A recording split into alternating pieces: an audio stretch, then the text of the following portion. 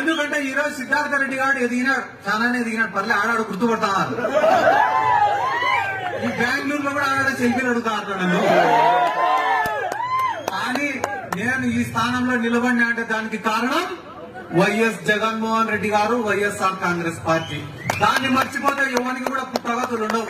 ఈ రోజు చాలా పార్టీలు అడుగుతాయి, ఏం సిద్ధార్థ మా పార్టీలో ఒకసారి ఎమ్మెల్యే టికెట్ ఇస్తామని. కానీ ఈ స్థానానికి రావడానికి గల కారణం ఏం లేనప్పుడు మనల్ని ప్రోత్సహించినోడు గొప్పోడు, అన్ని ఉన్నప్పుడు ఎవడైనా పిలిచాడు. ఏముంది దాంట్లో? ఈ రోజు 4 మంది ఎంపీలు పోయినారు తెలుగుదేశం పార్టీకి.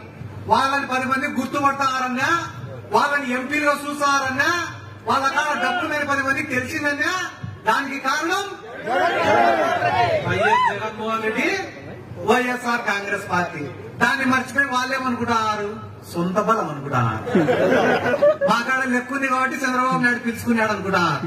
మా పైన చంద్రబాబు నాయుడు ఈ పరిహితమైన లవ్వు అనుకుంటున్నారు. చేరినాక తెలుస్తుంది లవ్వు చేయాలి. మీరు ఒక 2 నెలలు ఉంటే మీరు ఎంతసేపు ఉంటే ఇంకా 1 సైడ్ లవ్వే. మీరు చంద్రబాబుని ప్రేమించాల్సిందే, ఆయన ప్రేమించాడు.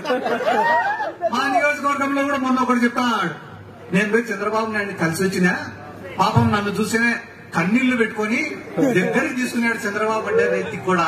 40 ఏళ్ళు కాపురం చేసి ఆయన భార్యకే తెలియదు ఆయన ఏడుస్తాడో అట్లాంటి నిన్ను చూసి నవ్వుతాడంటే అయ్యే పని, ఏడుస్తాడంటే అయ్యే పని, ఎట్ట నమ్మిదవరా నువ్వు అంటే. ఇట్లాంటి వ్యక్తులందరూ పార్టీని విడిచిపెట్టి పోతే కూడా ఒకటి నేను చెప్పదలుచుకునేది ఏమన్నా అంటే, మళ్ళా మీ కుటుంబం గురించే చెప్పాలన్నా.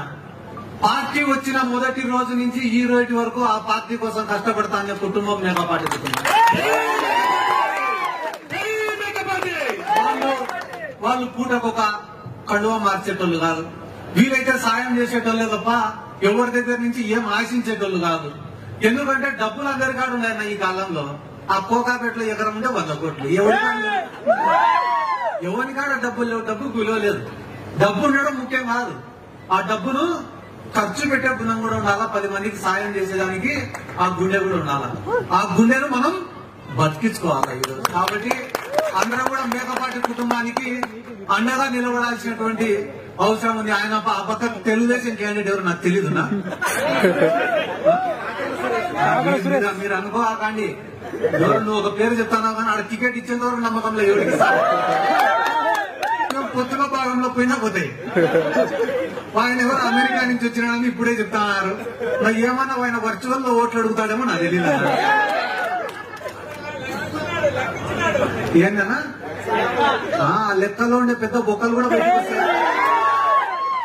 ఏ పార్టీకైనా, ఏ రాజకీయ పార్టీకైనా ఒక పార్టీ, ఒక నాయకత్వం, ఒక సిద్ధాంతం అనేది ఉండాలి.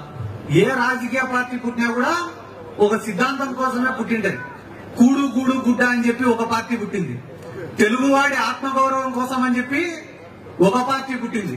పెట్టుబడిదారులకు వ్యతిరేకంగా అని చెప్పి ఒక పార్టీ పుట్టింది.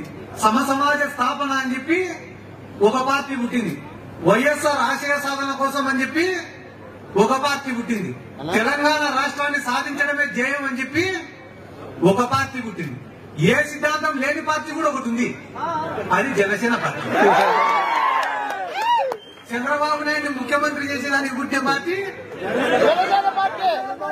చంద్రబాబు ఏంటి పెట్టుకునే పార్టీ. కాబట్టి